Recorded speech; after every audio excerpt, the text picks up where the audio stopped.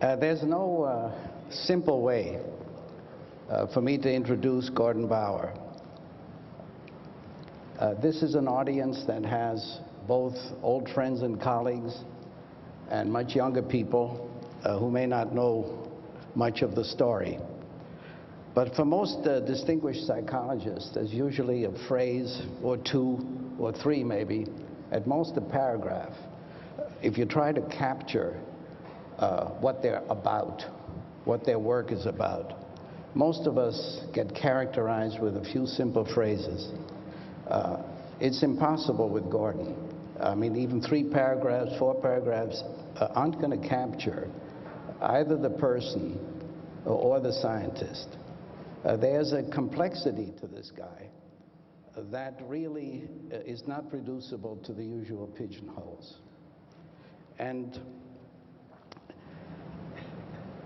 the way I think that this is evident is if you look at the man's life. He was a great athlete, a really great athlete, well on the way to becoming probably, if luck held out, not so sure, a great pitcher at the national level.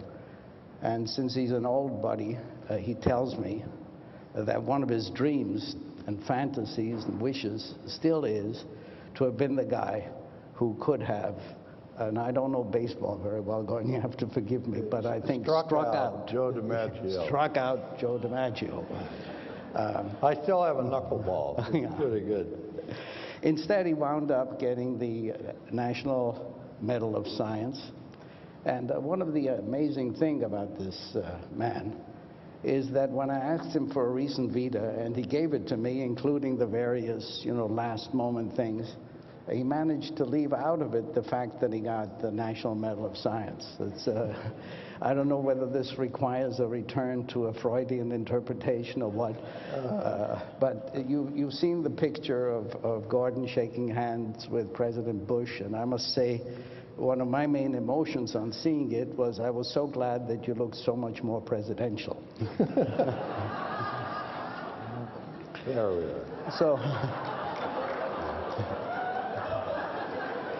I mean, it's true. Look, he towers over the guy. He's the one who's doing the presidential handhold. It's so, and Sharon made him wear the little version of the medal. I was hoping he would bring the really big one. Yeah, the other one's too heavy. Yeah. To hold. So, as Gordon well knows, I was trained as a clinical psychologist, so I feel I have to ask him the question of, so Gordon, what did you feel at that moment?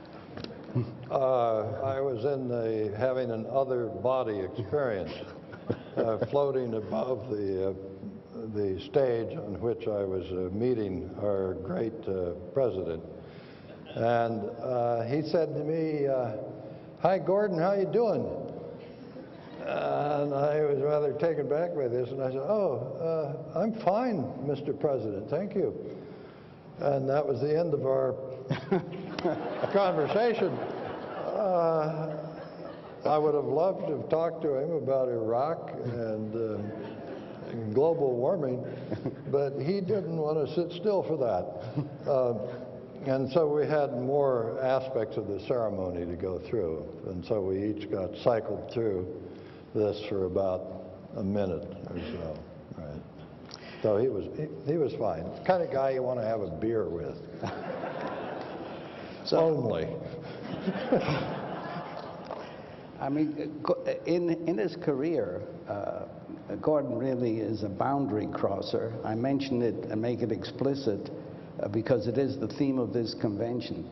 The large question about which there's considerable argument is how many boundaries did you cross? 6, 7, 8, but many, many boundaries were crossed.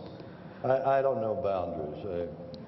You don't know boundaries? I know journals I publish in, and that kind of defines it, or who are the people you're talking to at the moment. But there are 5 or 6 areas, broadly speaking. Well, I'm sure we'll get to them, but what I want to do is really go from that first slide that you showed of yourself. Can we go back to it for a moment? I think so.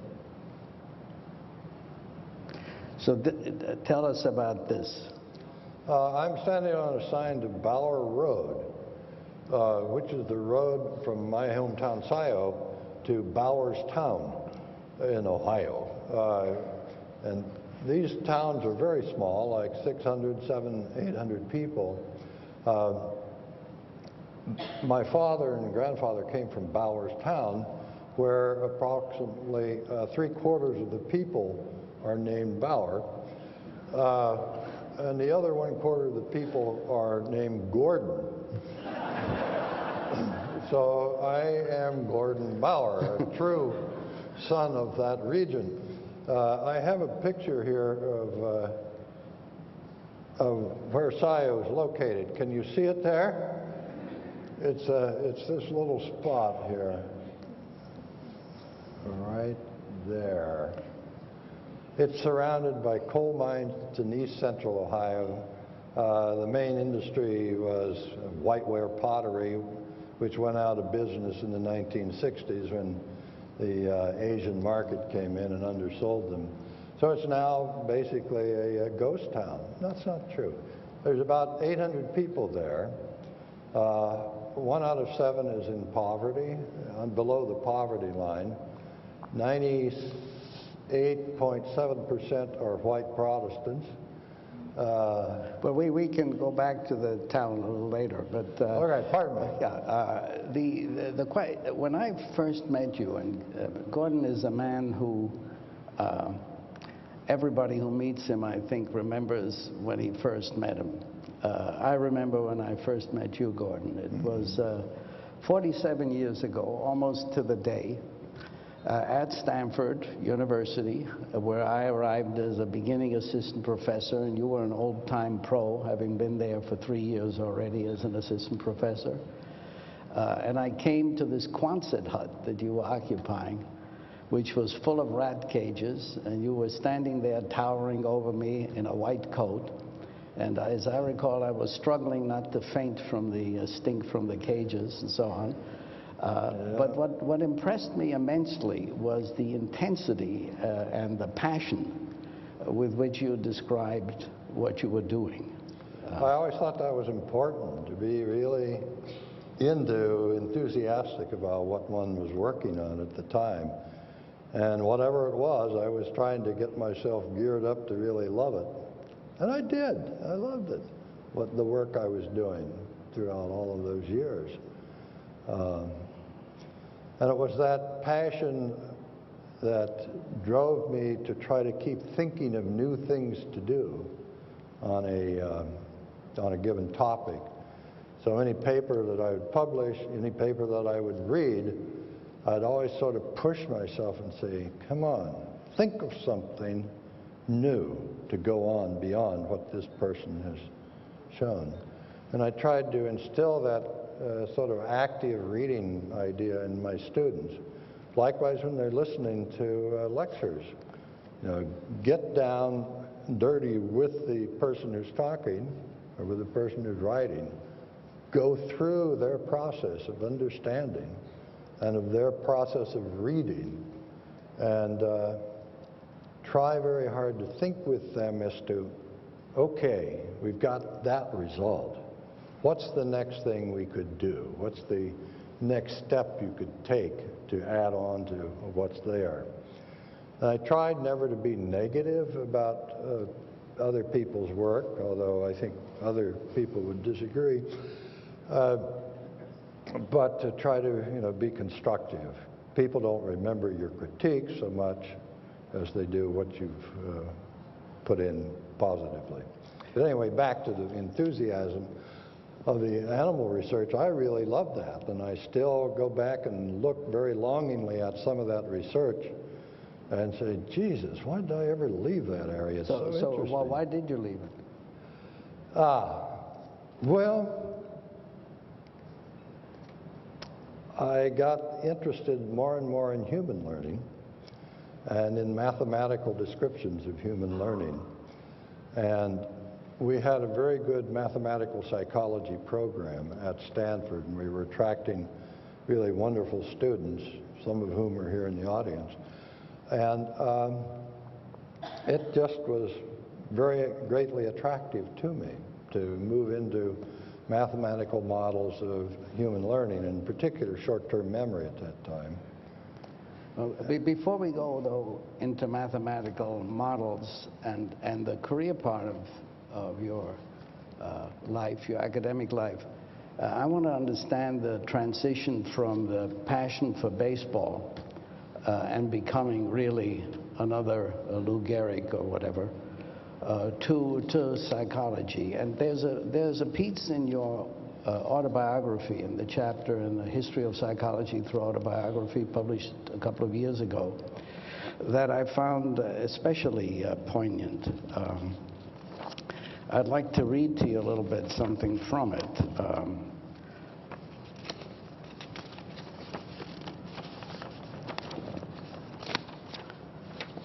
You describe what it felt like to play baseball.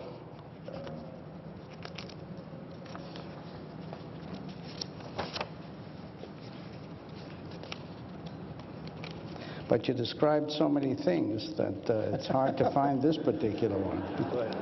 You have to wet your thumb to go. Yeah, here we go. After seeing the movie The Lou Gehrig Story at age 8, I decided to become a professional baseball player. I learned to ride, all quotes, the cavalcade of emotional ups and downs, at times as a member of a team of cooperative boys, other times alone. Athletes must learn to endure the disappointments of sudden loss and grow accustomed to the randomness of life's outcomes.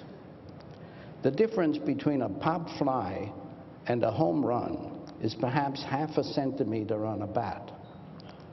The difference between a strikeout pitch and a ball that walks in the losing run is perhaps 1 centimeter as measured by an umpire's capricious judgment.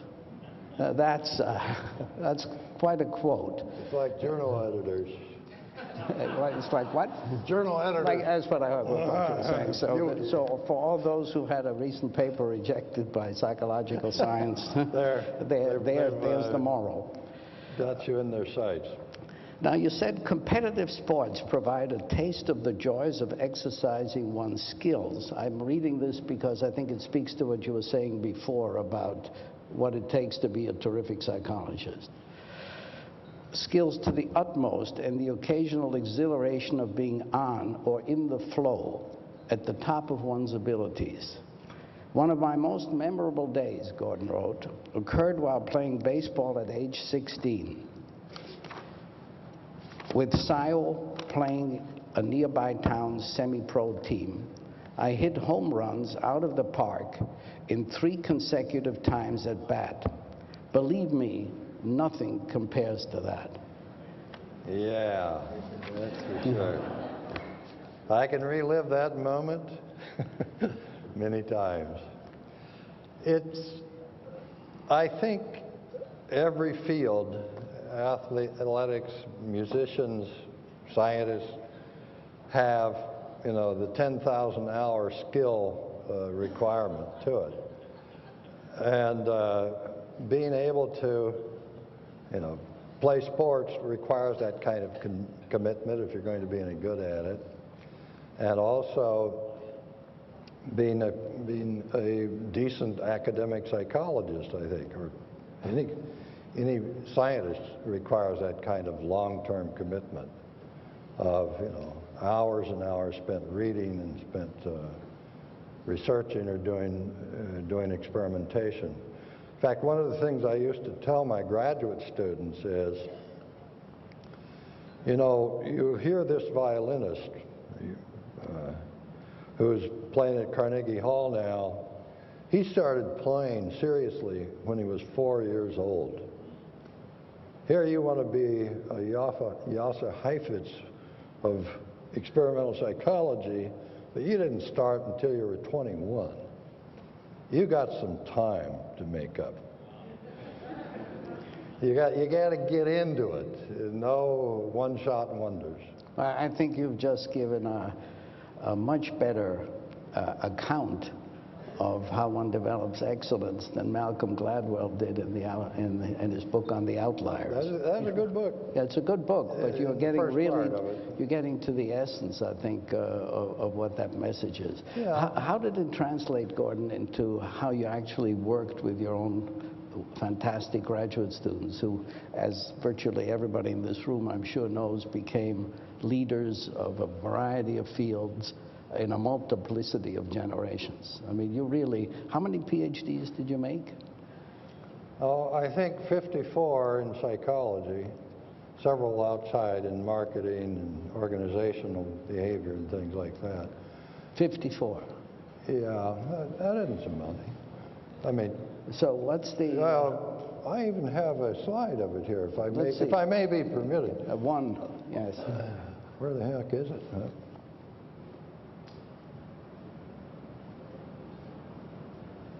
Oh.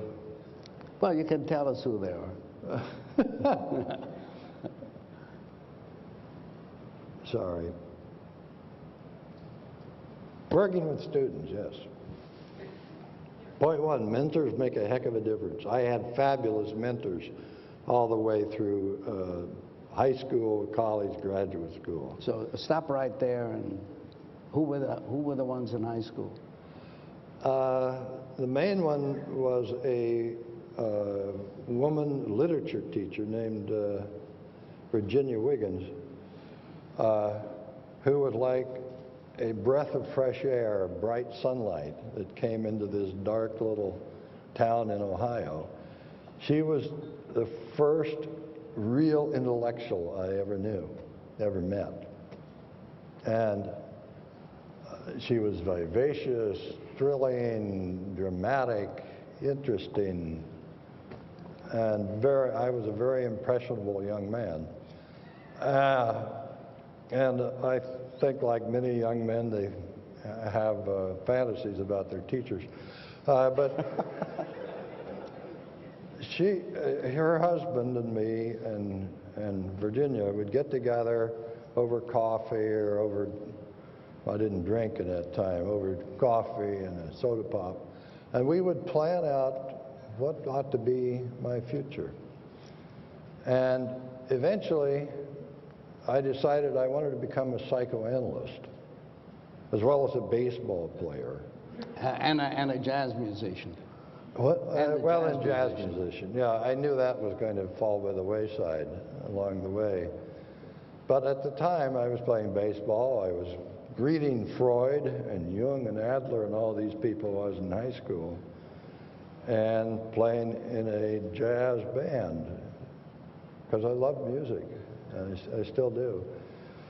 Anyway, back to Virginia Wiggins. It was basically starting with that huge motivation that I went on to college and was going to become a psychiatrist or a psychoanalyst, and was studying pre-med and things like that.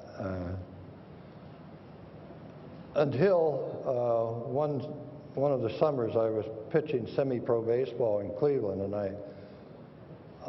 they played at night, and I had to get a day job, so I got a day job as a ward attendant in a Cleveland State Mental Hospital. I realized later that that's the real end of the line for care. But because I was big, they put me on the back wards with the severe psychotics, and I got to see up close what psychotic, severely disturbed people were like. Because up to then, I thought they were all like Freud's Viennese turn of the century, upper middle class, hysterical people with the glove anesthesia or something. And it was such an eye-opener. And that I decided I don't want to be a psychiatrist. I would like to help these people. Thank God psychomimetic drugs came along a few years later. You once told me about your experience giving a Blackie test. Oh, yes. In the mental hospital while you were having that.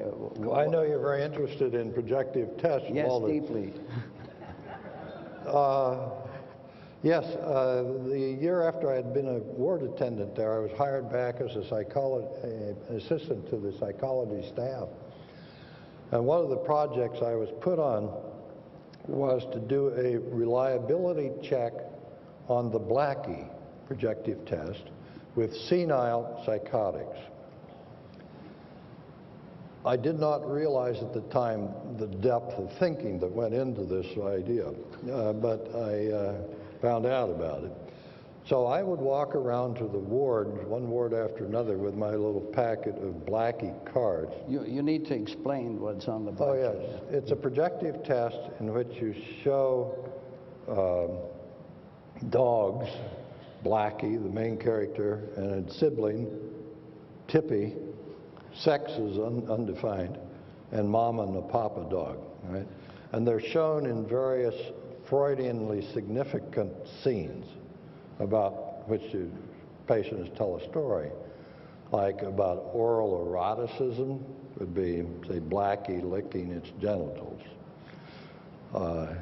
Anal aggression would be Blackie doing his business next to Papa's doghouse, and on and on. Castration was, Blackie dreaming of somebody cutting off his tail. Jesus. So anyway, my job was to show these, go to a ward and have a senile psychotic come to the little cell off the side, and I would administer the Blackie test. So, here's Blackie, and now tell me a story about this. Now, what we didn't figure on was that in a state mental hospital with senile people, is most of them can't see, and most of them don't have glasses at that time. Wouldn't let them have glasses. So I would be sitting in the room with them, holding up a card and say, tell me about the story here. And they would go like this, and say, I can't see it too well, Doc. Tell me what's going on, and then I'll tell you a story. I say, well, here's Blackie licking and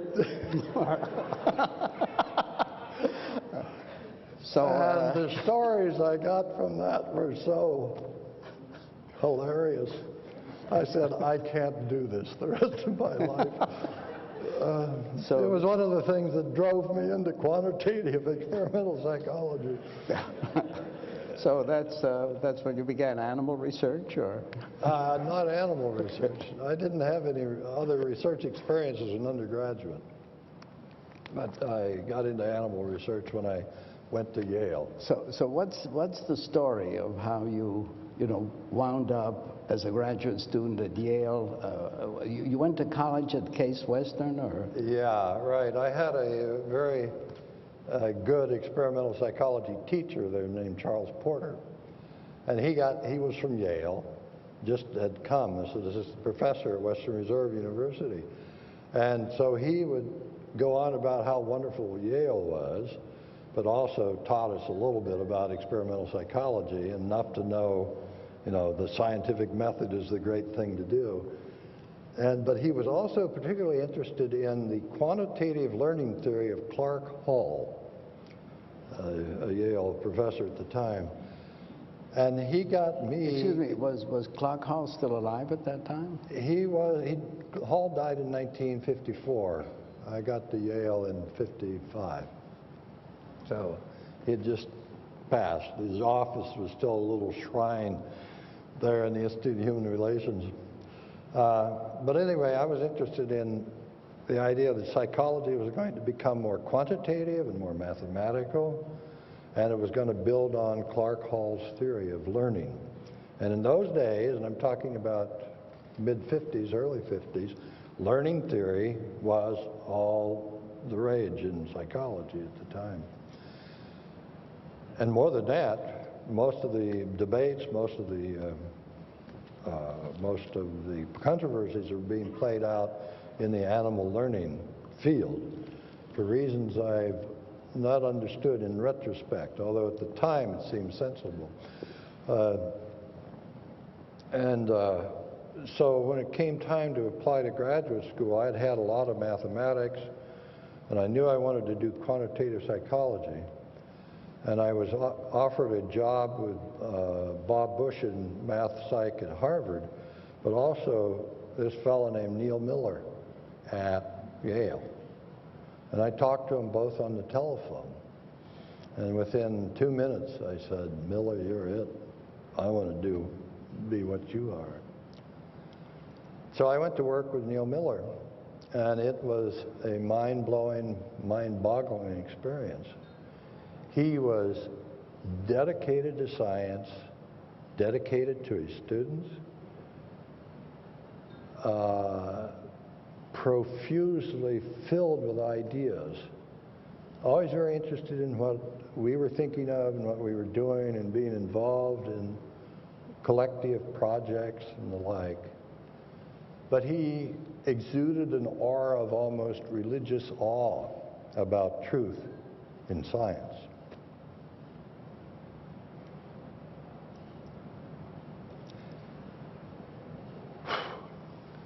So that made a huge difference in you, I gather. Yeah, it did. While I was there, I studied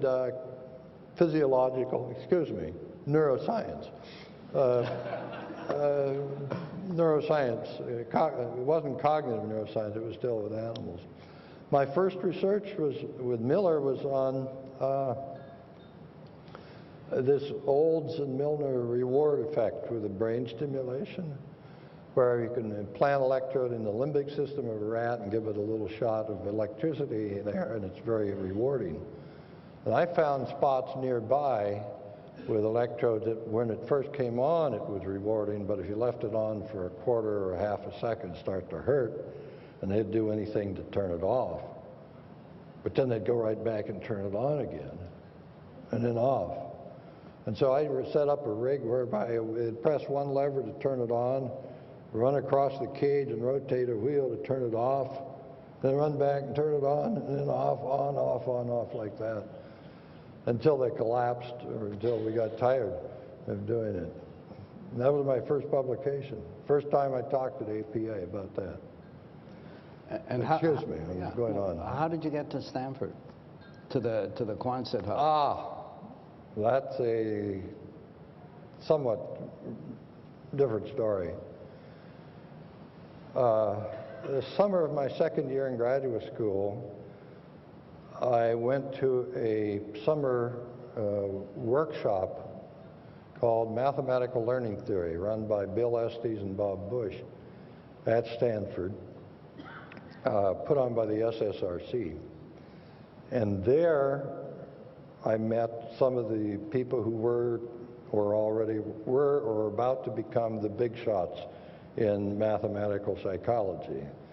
There was Estes and Bush, Duncan Lewis, Norman Anderson, Gene Galanter, Murray Glanzer, Frank Russell, Saul Sternberg, blah, blah, blah. And I didn't know any of these people. I knew Estes, I'd heard of him, and Bush, I'd heard of him. But I thought I was supposed to just talk. And so I had ideas, and I'd get up and I'd talk and make presentations of, well, I've been thinking about this thing and thinking about that and giving talks on this, that, and the other thing. And later, Bill Estes took me aside and said, you know, Gordon, you were sort of brought here to kind of be a listener and kind of be enthralled by the ongoing. And I said, oops, sorry. Anyway, out of that, I published 2 chapters in the volume that came out of that. But importantly, in that seminar, I met Pat Suppies, who was a real mover and shaker at Stanford. Pat was at that time, I think, an associate dean, and he had got money from the SSRC to set up a math psychology program, math and social sciences program. And the first thing he did was try to hire me. And the way he did it was he went to Bob Sears, who was the head of the chair, who was the chair of the psych department then, and said, I've got money, I can pay for this kid. So check him out. And so Sears, who was an old Yalie, called Neil Miller his buddy, and said, "What about this kid?" And Neil said good things about me. And Pat also knew that I had been carrying on a correspondence with Bill Estes for a couple of years. And so he called Bill, and he called Neil, and they offered me the job. And I still hadn't got my PhD. Yeah. And so I came there after I got my PhD without ever having had a job interview or a job talk. Never met the dean. I mean, today you'd be thrown out on your ear if you did that, but that was the way things were kind of done in those days. And I was lucky, I guess. I happened to have been at the right place at the right time. I mean, the career trajectory that you've had, as everybody in the room knows, has been nothing short of amazing. One of the things that's particularly, one of the many things that's particularly striking about it is the speed of your ascent. For example, I think you were the youngest psychologist ever elected to the National Academy of Science when you were elected, what was it, in 1973 or? Yeah, I think so. Yeah. I don't know that that's true since. I haven't been keeping track. Yeah, well, I think they've been getting older and older. You're getting older and older. Some people I know. Of all these honors and awards, et cetera, including the one in your lapel that you've gotten, I mean, I'm not going to take the rest of the time to rattle them off, but what are the ones that really meant something to you, that meant the most to you? I think one of my biggest honors was getting elected when I was a young fella to the Society of Experimental Psychologists, SEP. And I must have been about 5 years out of my PhD then. And that was, in those days, a really big event. And I was so happy to join up with it. Titchener's group, we called ourselves. And that was a big event. Another one was getting the APA Scientific Contributions Award. That was a very big honor. And APS, I'm a fellow. The Warren Medal from SEP. That was a big honor to me. And what was the year of that? I don't know. Yeah. Ask my wife. Okay. She knows these things. But it was in the 70s, no? 70s or 80s, somewhere back there. And then this thing with George Bush, I think, is that's supposed to be really good. Yes, it's very good. Yeah. Now, but my objection to that, excuse me, not that I got it, although I could object to that too. My objection to that is that has been, just like the National Academy, dominated by people in the more quantitative physical sciences. Even in the National Academy, it's been dominated by people in, physiological psychology and perception and mathematical psychology. And it's only been in the last 5 to 10 years that we've started broadening out and electing people who come from social and personality and cultural psychology, which is great. And I feel the same way about the National Medal of Science. The people making those decisions are all, from geology or metallurgy or, I don't know, biomedicine and things like that. And I said to the people of that group I met, I said, you ought to really start broadening out into the social sciences. There's some really good scientists out there, and you're just ignoring it all, and that's not right. I mean, do you feel that our field is becoming a more serious science? I mean, in the half century? I think, as you get more neuroscience-y, you're going to have more people elected to the National Academy and into maybe the National Medal of Science. I'm still waiting for, that onrush of, say, social psychologists or personality psychologists. Some of the levels of discrimination are just mind-boggling. People who you and I think are fabulous who never make it. I want to ask you something from the opening of your autobiography, which I thought was really extremely interesting. You begin your autobiography with the following few sentences. Psychologists know that the way in which people construct and revise their life stories year by year reveals some overarching theme, often one of redemption or overcoming challenges of childhood. In retrospect, my life could be seen that way, although as I was living it, I never in fact felt that way. I was simply immersed in the day-to-day strivings and concerns of the schoolboy, athlete, young scholar. But then you said something about how when you look back at it now, you do see a theme. Can you say something about that, given the fact that you're the memory guru and that you're the narrative memory man, you know? Well, tell us about it. read the last sentence there. But as I look back now, my redemption theme was to fulfill the dreams that my father was forced to abandon as he sacrificed for the sake of our family. Yep, that's right. But I only saw that in retrospect, I guess, not as I was living it. My father was a victim of the Depression. He had got his college degree and was all prepared to go into being a business traveler for a large company in Cleveland, Ohio. But his father was running this small-town grocery store, and his father had a heart attack. And the tradition in those times was the eldest son of the family had to carry on the business.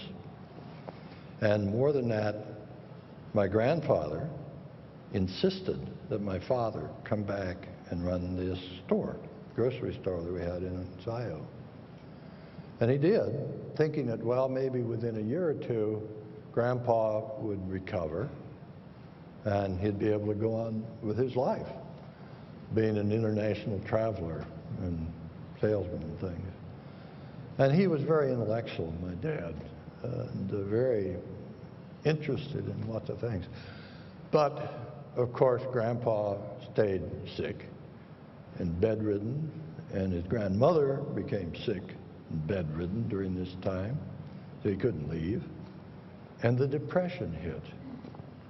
And by then, little bunkies, little babies were starting to come along to the family. And before he knew it, he had a family. He had 2 dependent parents that are all just waiting for him to do the store work and run that. And he never got out of that. And I felt like I was kind of helping bring forth his dreams of... Well, you certainly brought them forth. Yeah.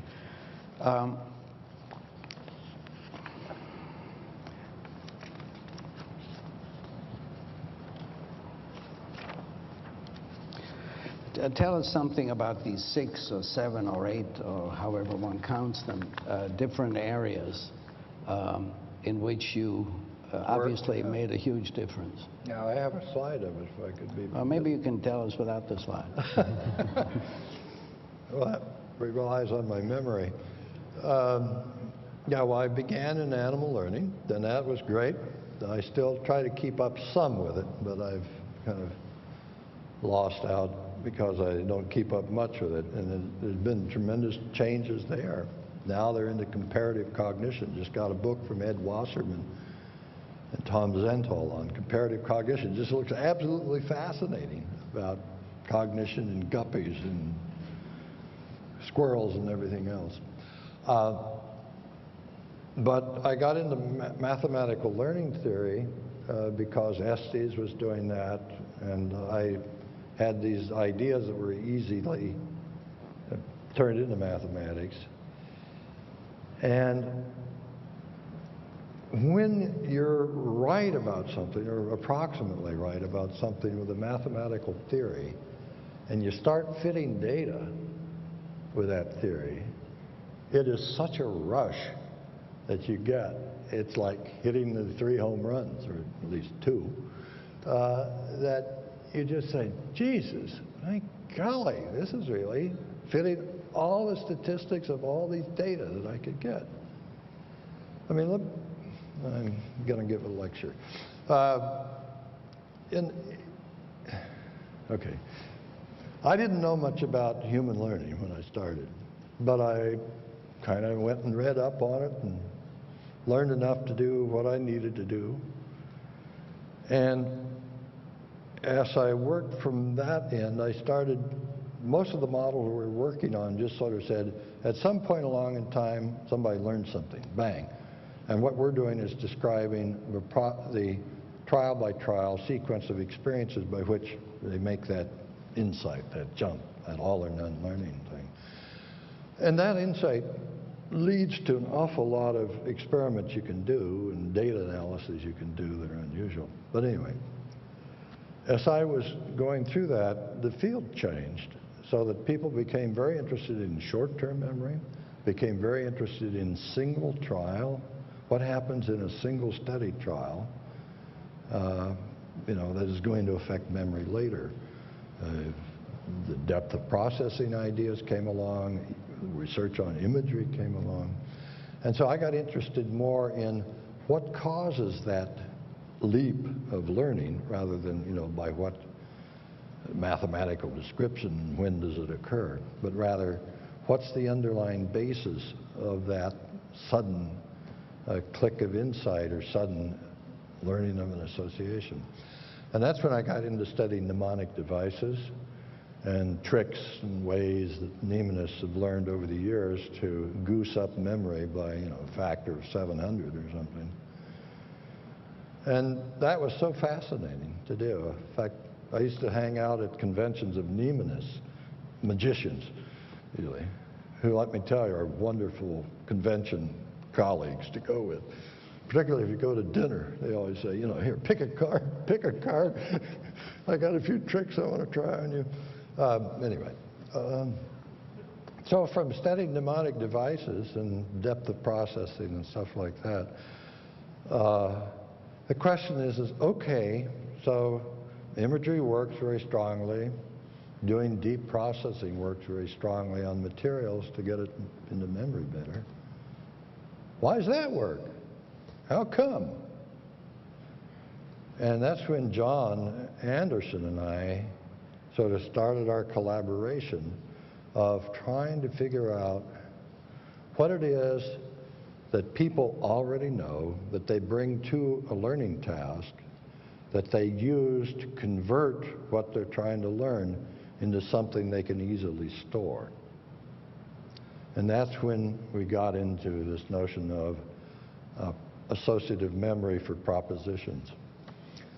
And once we started down that slide into learning propositions and so on, it's only a little slide into psycholinguistics and looking at how people learn from sentences, learn interrelated facts, learn stories and narratives, which are interrelated facts in a big way. So I kind of slid along, I guess, the rake's progress, going farther and farther away from mathematical psychology. Well, what about can you hear me? What about the work on emotion? Oh, yeah. That was a side track. I was always interested in state-dependent memory. I knew in this research done with rats, where if you give them, if you give them a drug or not, and then you later test them drugged or not, they will remember if you put them back in the same state, whether it was drugged or not, but forget if you test them in the other state. So you have a 2-by-2 where they learn in drugged or non-drug state, and they're tested in drug or non-drug state. And the drug state dependent memory phenomena is you get a big interaction there. Namely, you do best if you learn and test it in the same state. And that has interesting implications later. Anyway, I got wondering whether or not you could do the same thing with emotional states. If you get a person really deep into a particular emotional state, sadness or happiness or anger or fear or what have you. And Jack Hilgard, who was one of my mentors at Stanford, had taught me how to do hypnosis and taught me that you could really get people highly emotional through hypnotic suggestions and through using memory of experiences that made them sad or happy or frightened or the like. And so I decided I was going to try to produce state-dependent memory with emotions, where you zonk out somebody, get them feeling happy, teach them something, then zonk them out another way and get them feeling sad, teach them something else, and then bring them back later and have them recall both things when they're happy, both things when they're sad. And lo and behold, it worked in the beginning. Although we had to tweak the experiment a couple times to get it. So anyway, the paper I wrote on mood and memory was the one that sort of got all of that started on state-dependent memory, and then we went into work on what's called mood-congruent effects, namely, when I put you into a particular mood or emotional state, that elicits and produces and brings forth all kinds of associations that are congruent with the way you're feeling, because you've stored those memories in association with that feeling or that mood. So if, say, I get you thinking about your childhood and about your dog, and one of the memories you have stored is your dog dying when you felt sad, and when I'm asking you to recall now, I get you sad, then the sad memory of your dog dying is one of the highly prepotent, very prominent memories that come up. And we showed a lot of those kind of phenomena in autobiographic memory and memories that we created in the laboratory. And then I went into social cognition and emotion through influence with Joe Forgas, a social psychologist who was came to Stanford as a postdoc with me. We've only got a few minutes left, but I want to ask you a question that I know that young people getting into the field care about, which is how does a guy like Gordon Bauer get his ideas? But before you answer, because I know it's a kind of crazy question, I asked Linus Pauling, who was at Stanford once, and got a Nobel Prize for his work on the structure of protein. How did you discover how did that idea come to you about the structure of protein? And you know, he, in his very sweet way, looked at me and said, well, it went like this. I had a really bad cold, so for 7 days I didn't have anything to do. And I asked myself, what's the structure of protein? It came to me. So how do you get your ideas going? I think he's making that up. No, it's true. I think he knew a heck of a lot about protein and biochemistry of protein. You mean that Linus made it? Yeah, Pauling, yeah. I'm sure. How do I get some of my ideas? I think there's a lot written about this by Bill McGuire in the Annual Review of Psychology in 1998. He even wrote a chapter on how to generate hypotheses, sort of in the Jesuit manner that Bill McGuire had. But in my case, an awful lot of the ideas come from analogical reasoning, drawing analogies between a finding in one area and then applying it and looking for that same analogous finding in another area, maybe with different subject, different materials, different things. I mean, let me, well, the mood state-dependent memory is an example. I did I knew about all the animal work on drug state-dependent memory and how it transferred, and then so I just took that same idea and tried it with people. And many of the ideas I had were of that analogical kind, like depth of processing. Gus Craik and Bob Lockhart and Endel Talving had shown that if you get somebody to think really hard about words as they're going through, they'll remember them a lot better if they associate to them or the like, rather than make a superficial judgment about the word. They remember them better. And I thought, well, hell, that'll work with anything. In particular, it'll work with pictures of faces, it'll work with scenes, it'll work with anything. So one of the demonstrations we did was face memory, where you have people, think hard about that face, namely, would this be a friendly person for you to know or not, as opposed to think superficially, like, is this a male or a female? And gee whiz, you get the same, huge difference between people who are being made to think about what they're looking at as opposed to people who are doing a very superficial judgment. And of course, there's many other illustrations of it. That's one technique. Another technique that I sometimes used was to take a conventional truism that is in every textbook and that everybody believes and try to shoot it down. Try to figure out how to show the absolute reverse of that. I did that a few times. Oh. Endel Talving was a master at doing this, which is why I loved him dearly. Like, one of the truisms we all believed was recognition memory is always better than recall. And we all had 14 reasons for that.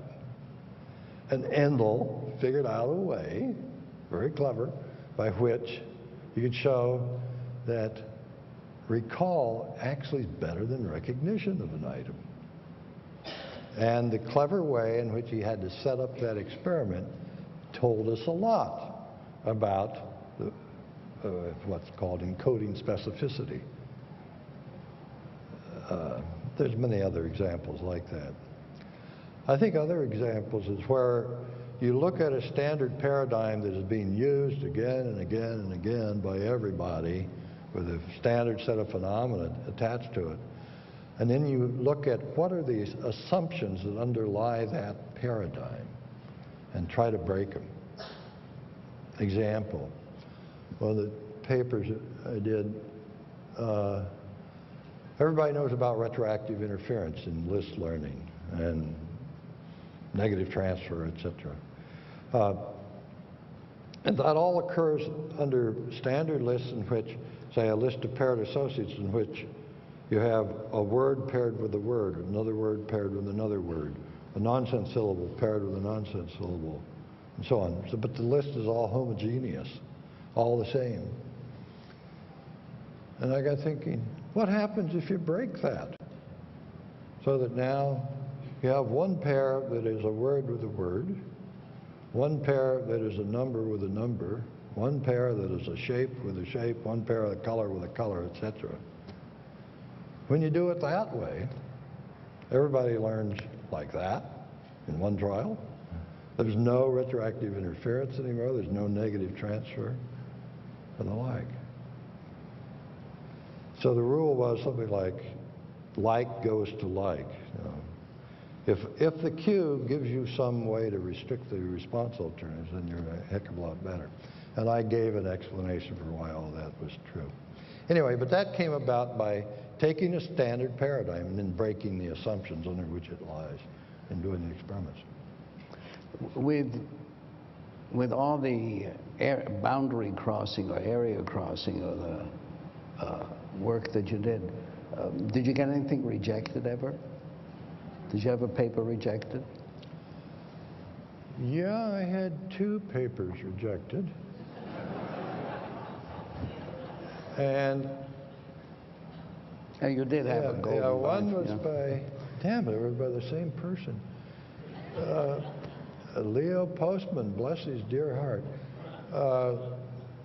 rejected, Leo and Art Milton rejected a paper in which I ran an experiment fitting the all or none learning theory to verbal discrimination learning, which is a simple task. And I just fit the hell out of that data with that model. I mean, every statistic you could compute, I fit with my model, having estimated one parameter to predict, 800 lines of data. Very impressive, I thought, and all the right, everything.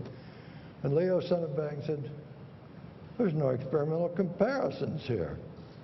What do you compare it to? I said, huh? Anyway, that was one. The other one was in a paper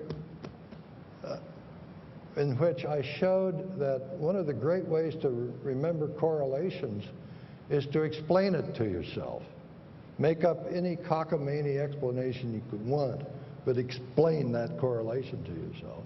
And if you can, wow, do you remember it, right?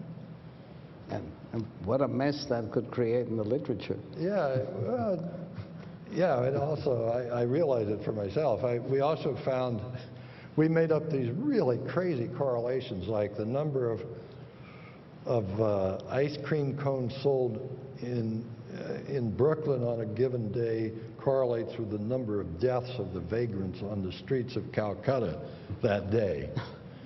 Why? Right. Or the average size of the wheat crop in Nebraska correlates with the weight of the New York Times Sunday edition during that period. Why? And we'd say positive or negative correlation. People just bing, bing, bing, bing, bing. At least Stanford students do. And they could just remember anything if they could explain it. Make up an explanation. One of the other things I found out was we would tell them afterwards, we just made up these correlations. What do you think it really is? And like Lee Ross found, they say, I believe it. It's the way I said it was, isn't it? That's great. Anyway, that's another paper that went into the back desk drawer. Although it came back later, I think a lot of people worked on explanations as a technique of learning. So I think we are a little bit over our time, but what kind of message would you give to people who are entering the field? What are the words of wisdom, the takeaway? To become an academic psychologist? Yeah, if you're going to become an academic scientist in our business. Work very, very hard, harder than the greatest workaholic you know. Be loyal to your friends. Read the experimental literature and always push yourself to try to go beyond what you see there rather than just criticize it, which we can always do. How could you improve things? How could you take the next step? Think of your research as an assembly line in which you're sort of putting on different experiments at different stages of the game. And you're, from conception to writing it up.